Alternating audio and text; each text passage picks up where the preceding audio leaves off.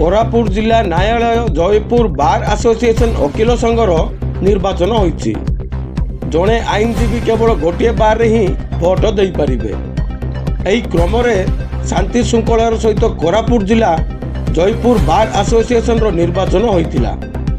एही निर्वाचन रे सभापति भावे सरोज कुमार दास, मुन्ना सिंहलाल, अजित साहू और संपादक भावे शरद कुमार माझी, पिंटू सचिदानंद मिश्र भाग नहीं। एही निर्वाचन रे नूतन सभापति भावे सरोज कुमार दास निर्वाचित होइथिबा बेले नूतन उपसभापति नवीन साहू और नूतन संपादक भावे सचिदानंद मिश्र निर्वाचित होइथिबा फलाफल जना पड़ी। निर्वाचन फल को नहीं वकिल संघ खुशीर लहरी खेली जाइछि।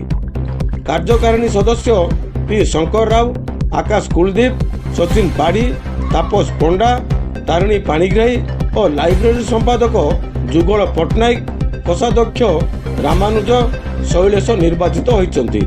जयपुर कोरापुट जिला प्रतिनिधि कृष्ण खरांक रिपोर्ट G9 ओडिया।